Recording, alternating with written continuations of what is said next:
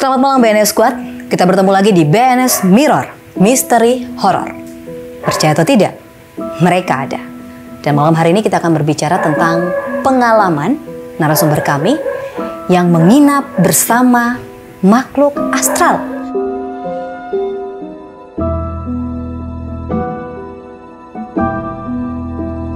Tiga bulan lamanya, luar biasa. Bukan waktu yang singkat. Langsung saja kita perkenalkan narasumber saya yang sudah hadir. Saat ini ada Bapak Samuel Pelondou. Selamat malam Bapak. Selamat malam. Bagaimana kabarnya Pak malam ini? Kabar saya malam ini baik-baik saja. Baik-baik saya. Baik. Bapak Samuel ini lebih akrab dipanggil Bapak Semi ya?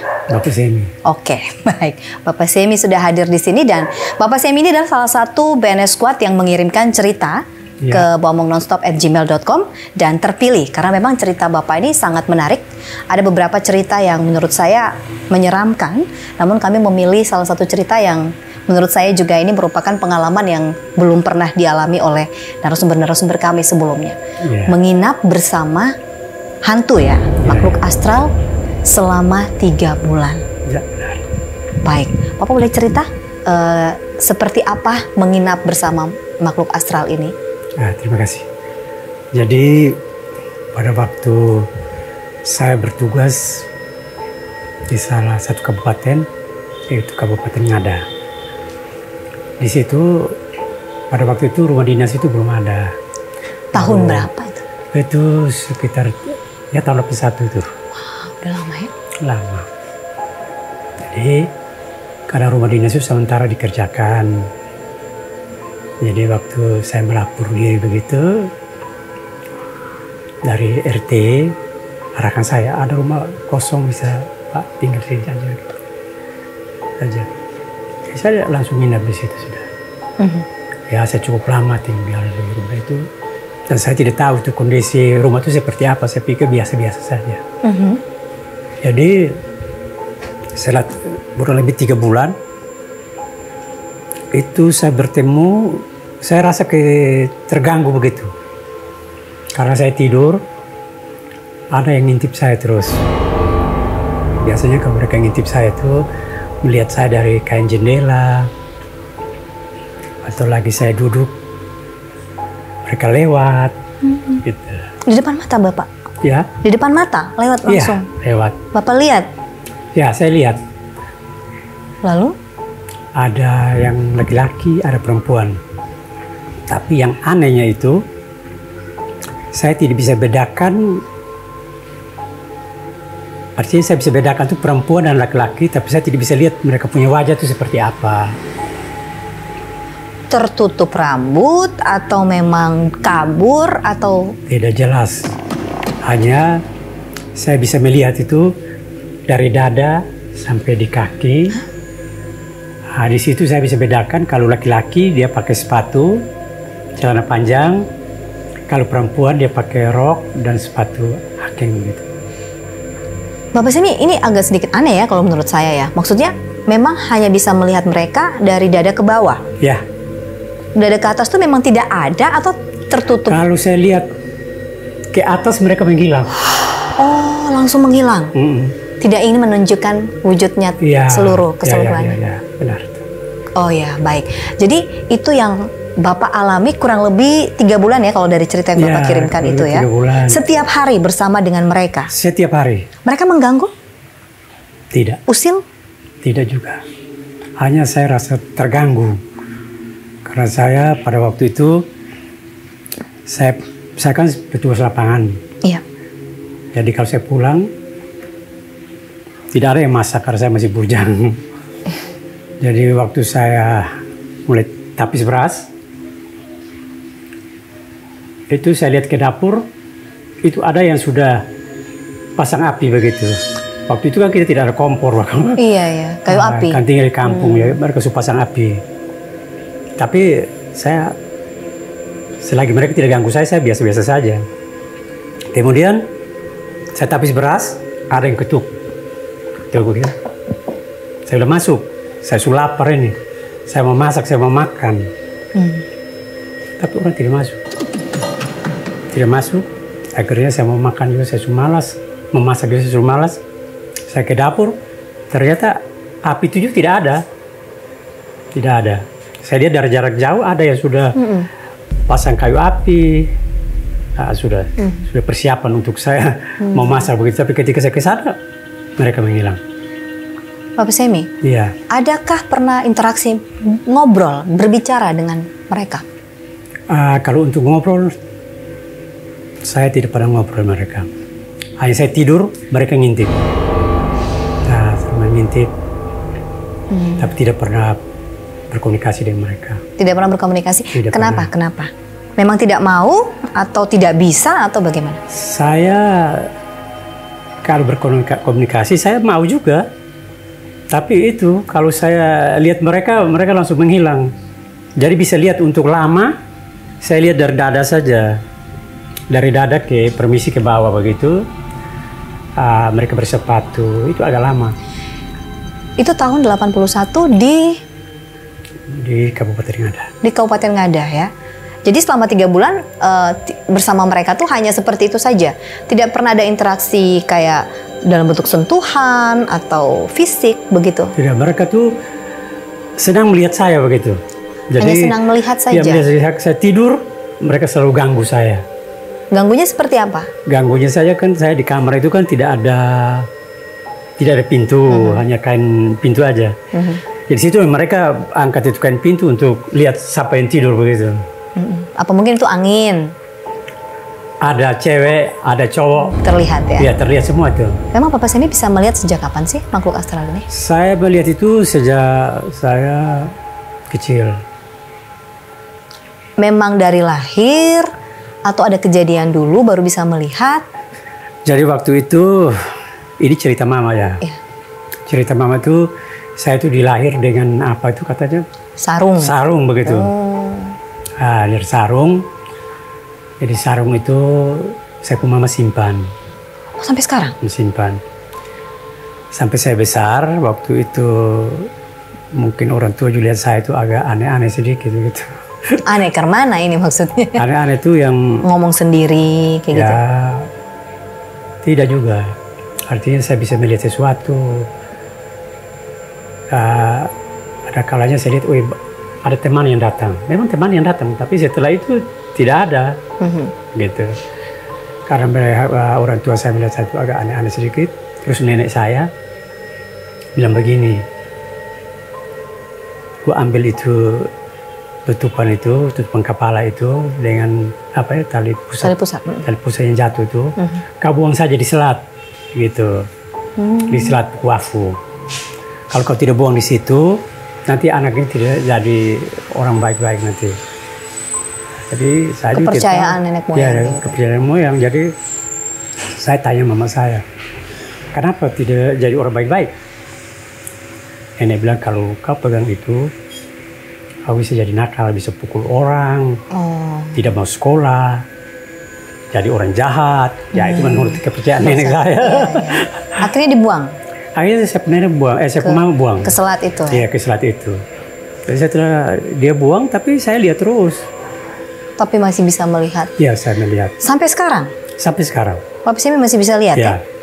Aktif melihat? Tidak juga. Jadi kalau mereka mau datang, itu saya tahu. Oh, ketika mereka yang mau menampakkan diri dulu ya, baru Bapak Semi bisa melihat ya. Jadi saya tahu. Itu saya tahu juga, itu dari mereka. Oh, tapi sejauh ini sampai dengan usia Bapak Semi saat ini, belum pernah ada interaksi dengan mereka, makhluk astral ini. Selain dari yang di sana ya, di mana? Di rumah menginap itu yang 3 bulan? Itu tidak ada. Tidak pernah berinteraksi sampai sekarang? Ya. Berinteraksi itu kecuali itu arwah-arwah yang sudah mati pernah. Arwah yang sudah mati ya? Itu saya pernah. Itu ulang-ulang. Oh ya? Kapan terakhir? Terakhir Januari. Itu arwah siapa? Teman saya. Serius? Iya. Baru meninggal langsung bertemu atau? Meninggalnya kan Januari. Februari itu yang kami dua bisa berkomunikasi. Seperti apa wujudnya ketika menampakkan diri ke Bapak Semi? Waktu itu saya bertemu dengan dia. Di mana? Di jalan. Di jalan? Iya. Oh, di jalan? Iya, lagi rame orang begitu? Iya. Jadi saya bertemu. Dia bilang, saya ini sudah mati. Jadi saya tahu kan dia baru meninggal juga. Dan kuburnya juga tuh dekat rumah saya. Apa namanya, wujudnya seperti manusia? Iya, seperti manusia. Tapi dia bilang dia sudah mati. Jadi saya bilang begini, tidak bertemu dengan ibu juga. Bertemu, kemarin baru bertemu. Nah kebetulan kemarinnya itu, ibunya tuh lagi bersihkan-bersihkan di kuburan situ. Itu begitu. Nah itu sering begitu, kalau itu sering.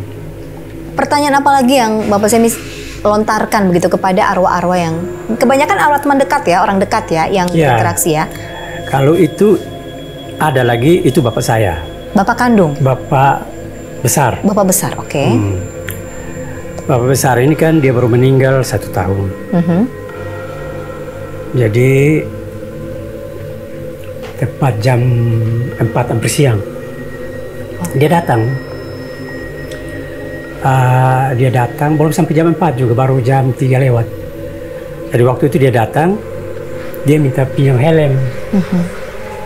Helm itu bukan mimpi, datang bertemu dengan saya. Datang jam 4, kebetulan jam 4 itu saya punya istri ini lagi nonton TV. Ada seorang pendeta yang biasa khotbah setiap jam 4 itu. Ya, pagi. Ya. Kemudian dia datang, dia bilang begini, saya pinjam helm dulu. Saya tuh helm ada 2. Ya Pak Aris bawa 1 ke BTN, tinggal 1 saja. Itu saya pinjam dulu. Kalau saya tidak pakai helm nanti polisi tilang. Nah memang betul kejadian itu, adik saya itu bawa helm itu, bawa ke BTN keluar, gitu. Kemudian saya bilang, katanya Bapak sudah mati. Iya, saya sudah mati. Katanya Bapak pendoa, berarti Bapak masuk surga. Kok Bapak masih ada di sini? Iya, saya masih ada di sini. Bapak bisa ditanya ya? Iya, tanya. Jadi terjadi komunikasi antara saya dan dia begitu. Ya ini yang saya alami. Gitu. Jadi saya tanya lagi, Bapak tinggal di mana? Dia sebut tempat itu 2 kali, saya tidak bisa ingat. Kali yang ketiga, kau tidak bisa hafal, tidak bisa. Kau tidak bisa ingat, tidak. Gitu. Sudah kalau begitu, saya tinggal di Oeteta. Saya tanya lagi, Bapak sudah mati? Kok bisa pinjam helm, bisa bicara dengan saya? Iya, saya sudah mati. Jadi ini dia pegang begini, tangan ini, tubuh ini sudah hancur, tapi saya karena masih ada roh, bisa berkomunikasi, gitu. Jawabnya begitu. Jawabnya begitu. Jadi Bapak ini tinggal di mana? Dia kasih tahu kali yang pertama, kedua saya tidak tahu, saya tidak bisa hafal tempat itu. Terakhir dia bilang, kalau kau tidak bisa hafal, saya itu tinggal di Oeteta. Kembali dia mengatakan hal yang sama ya? Oeteta. Tapi Oeteta itu saya juga tidak tahu. Saya tidak tahu Oeteta itu di mana. Jadi saya tanya ibu, jadi terjadi 3 komunikasi. Gitu. Saya tanya ibu, Oeteta itu di mana? Lu orang Kupang selalu sudah tahu. Kau beta dari Flores, kau beta tahu Oeteta di mana? Begitu. Baik. Kemudian dia bilang begitu. Habis, ya kalau kau tidak bisa hafal itu tempat, saya tinggal di Oeteta, tapi sekarang ini saya tinggal di anak-anak kecil. Tapi sekarang sudah tidak lagi. Saya sudah tinggal di pantai, pinggir pantai. Ya, dia begitu. Iya, menarik juga ya, cukup random ya ceritanya dari Bapak Semi ini tentang tempat tinggal mereka, arwah-arwah yang sudah pergi begitu ya, sudah meninggal. Tapi cukup strike juga tadi Bapak Semi bilang, bukannya ke surga gitu, katanya ternyata tidak ya, ternyata tidak atau belum mungkin ya. Saya tanya juga. Jawabannya? Saya tanya, Papa kan pendoa, orang ya suci lah. Iya, begitu ya, pasti masuk surga. Masuk surga. Ya dia bilang surga itu belum ada. Iya. Terus Iya kan kita masih dunia. Dia bilang Tuhan belum datang. Ah betul, datang kedua kali dulu ya, penghakiman baru semua. Dia bilang Tuhan belum datang, jadi kita masih bersama-sama di sini. Terus Bapak tinggal di mana? Itu tadi dia bilang OTT tuh di pantai tuh. Di pantai, saya tinggal di OTT tapi tidak di situ lagi. Sekarang sudah di pantai. Saya sudah di pantai. Oke, baik. Dari pengalamannya Bapak Semi menginap bersama dengan hantu, makhluk astral, terus pertemuan-pertemuan. Sebenarnya dari ceritanya Bapak ini kebanyakan perwujudan yang menampakkan diri ke Bapak Semi ini semuanya tidak seram-seram ya, tidak yang mengerikan, tetapi kebanyakan perwujudan menyerupai begitu ya. Wujud-wujud yang baik lah begitu ya. Bapak Semi pernah wondering gitu ya, pernah bertanya-tanya, kenapa begitu? Kenapa Dona Tang Pibeta atau dan lain sebagainya begitu? Ya, jadi saya tuh ingin seperti apa ya? Bisa bercakap-cakap dengan mereka, bisa tanya begitu, kenapa kamu harus ke saya? Iya. Tapi itulah saya lihat mereka langsung menghilang. Mereka tuh senang yang ngintip saya. Itu bukan hanya perempuan, laki-laki, begitu. Itu yang membuat saya terganggu sebenarnya. Waktu itu setelah saya 3 bulan begitu, rumah dinas saya itu kan sudah selesai. Jadi saya pindah ke rumah dinas. Setelah pindah ke rumah dinas, tetangga di situ kan ada yang tertawa saya begitu. Kenapa? Ya tertawa karena saya nginap di tempat itu sebenarnya tempat yang angker. Tidak angker juga, tapi tempat itu sebenarnya tempat istirahat mayat begitu. Oh. Jadi saya di sebelahnya itu kan ada kuburan. Jadi kalau ada yang meninggal masih menunggu tata cara upacara, mayat itu bisa ditaruh tangan di situ dulu. Setelah keluarganya semuanya sudah datang, baru upacara itu mulai. Jadi itu rumah itu tempat untuk simpan jenazah untuk sementara. Iya. Jadi mereka tertawa saya di situ. Kamu berani ya? Tapi saya sendiri tidak tahu. Saya tidak tahu begitu. Baik. Saya ada dengar informasi juga ya dari anak ya Bapak ya. Ya, anak saya. Ya, menyampaikan bahwa Bapak ini orangnya tidak pernah pakai parfum. Katanya gitu ya. Apakah ini ada hubungannya dengan makhluk astral juga nih, Bapak Semi? Jadi begini, selain makhluk astral, itu ada hubungannya. Kemudian, saya tidak pakai parfum itu karena bukan hanya makhluk itu saja. Tapi saya juga selalu bertemu dengan jin. Jin? Iya. Bagaimana Bapak membedakan ini jin gitu? Taunya dari mana? Jadi begini, kalau makhluk astral itu saya barang biasa. Itu ceritanya itu biasa, kita biasa lihat gitu. Tapi bisa bedakan antara makhluk itu dan jin itu ada. Apa itu beda? Bedanya di sini. Jin itu dia selalu menyerupai teman saya yang paling akrab. Jadi kalau saya akrab dengan cewek ini, kalau terlalu akrab dengan dia, terlalu baik dengan dia, dia mau datang untuk bertemu dengan saya itu lewat cewek itu. Mewujudkan diri seperti cewek itu? Atau cowok. Ya. Jadi bisa berkomunikasi. Tapi saya berkomunikasi, dia juga berkomunikasi, tapi tidak tetap seperti begini. Bagaimana? Jadi saya buat dia. Waktu itu kebetulan saya mau ke kantor gedung keuangan. Gedung keuangan. Baik. Lalu? Jadi saya mau bawa surat pertanggungjawaban. Biasanya dulu itu kan kita ambil SPM-nya di sana, kita mau ambil duit. Saya dan saya punya teman itu juga sekarang masih hidup. Kami udah jalan. Baru start dari kantor, tunggu dulu, saya mau turun kembali dari motor. Saya lupa pajak, belangko pajak. Dia turun, saya juga start motor, saya turun juga. Bikin apa saya dulu di atas motor, tunggu lama-lama di situ. Jadi saya turun begitu, dia datang. Tapi sebenarnya bukan dia. Ya, dia datang. Dia datang menjalan sudah. Ya kita jalan. Jadi kami jalan. Saya muat. Itu sekitar hampir mau jam 12 siang. Jadi sampai di Hotel Carvita, kami dulu lagi bercerita. Tapi banyak cerita itu saya, bukan dia. Dia banyak diam. Banyak diam. Sampai di kantor pos polisi itu, persimpangan, kan saya dari Hotel Carvita ya. Sampai situ, saya berhentikan lampu merah. Disitulah dia berkomunikasi dengan saya. Dia bilang, kita kiri, jadi jalan saja. Karena ini hampir jam 12, kantor ini KPN hampir tutup ini. Baik sudah. Jadi saya jalan. Sekitar 50 meter begitu, dia bersiul. Dia bersiul, tapi dari kedengaran siul itu, dia tidak bersiul pakai mulutnya itu. Dia pakai jari itu. Dia begitu. Gitu. Terus motor oleng begini. Oleng begitu, saya lihat belakang, orangnya tidak ada. Saya kaget, karena memang dari kantor saya muat dia. Betul. Dan kita berkomunikasi. Jadi itulah yang saya berkomunikasi, tidak tatap begini.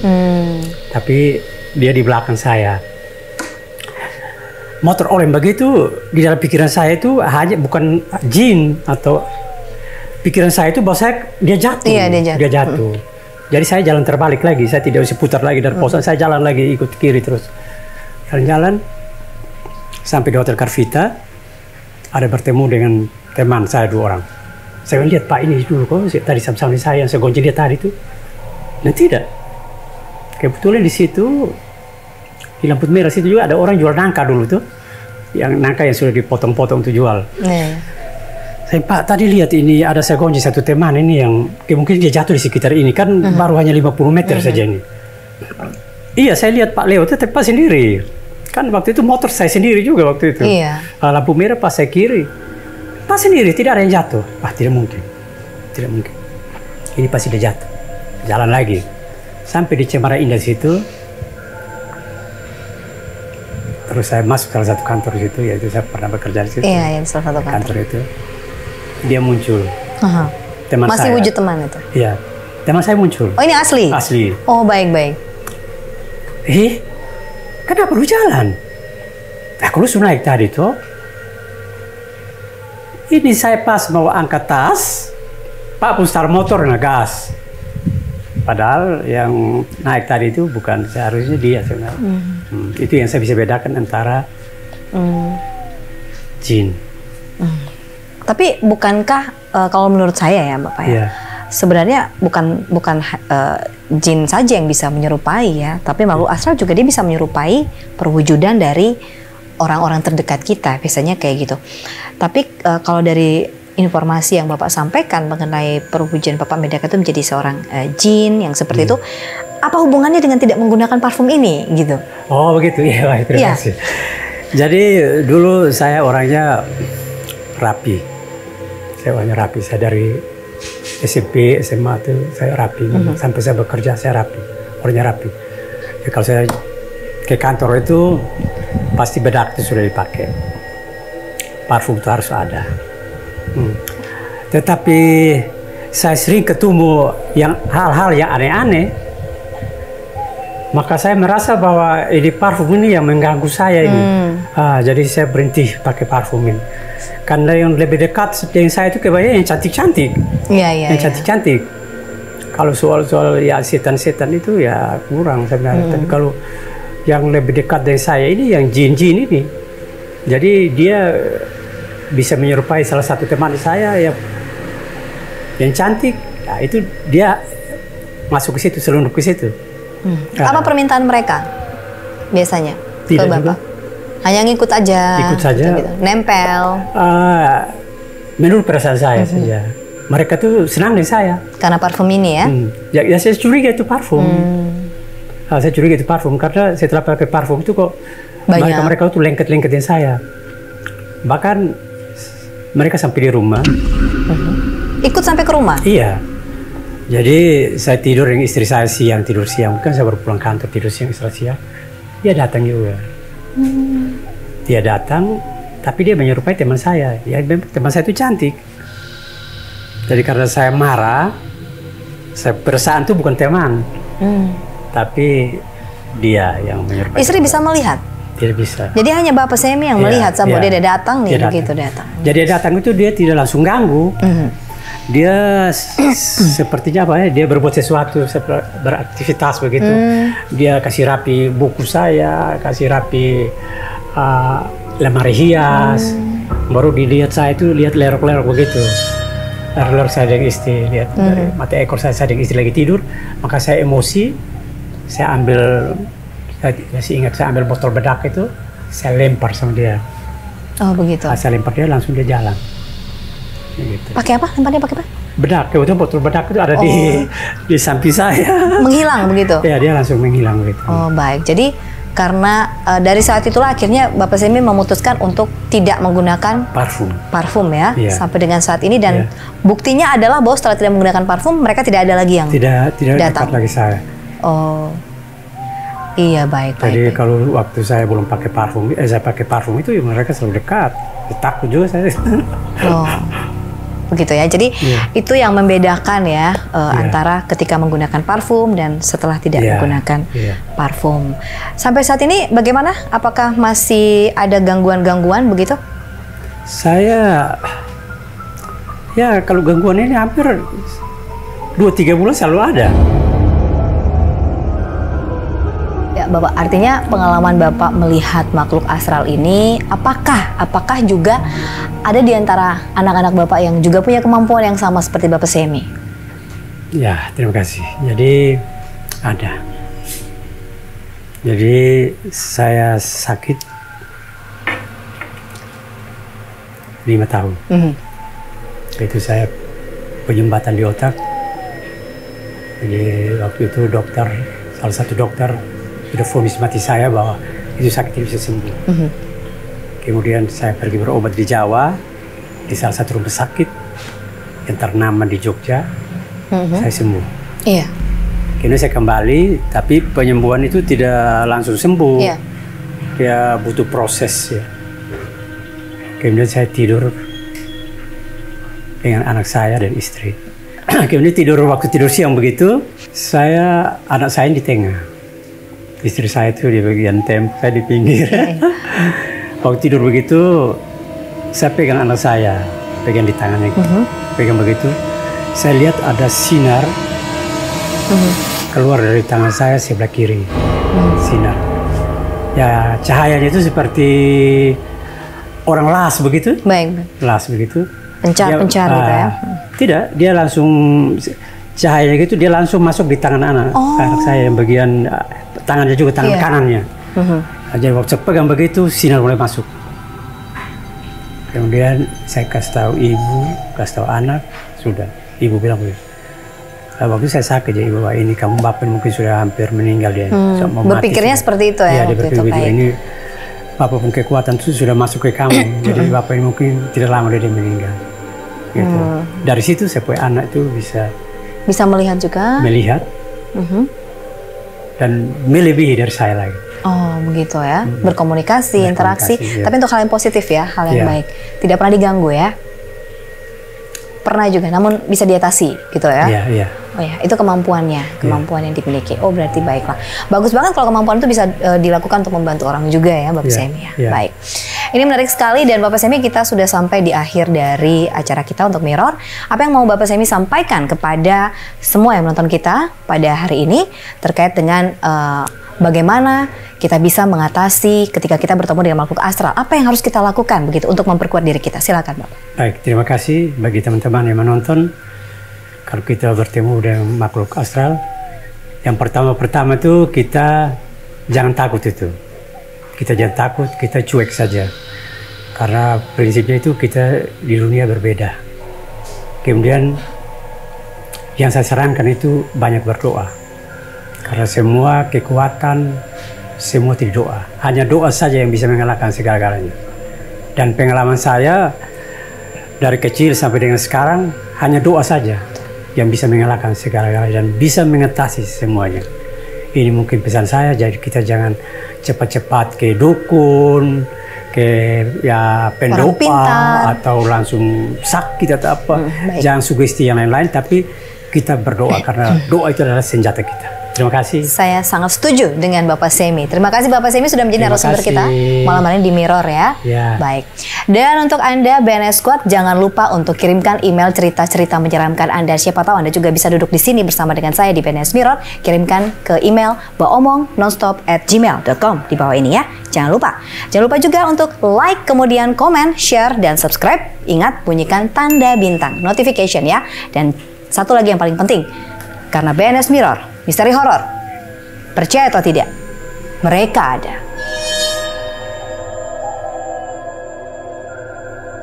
Kita mancing di laut utara. Itu tuh saya pernah didatangi oleh noni Belanda. Aku lihat ke laut, dia di belakangnya aku. Jadi kurang lebih berapa menit saya balik belakang, dia semakin dekat, Jadi saya sudah pikir ini dia mau kasih pesan apa gitu. Jadi saya bilang, aku ini ditambah maju terus.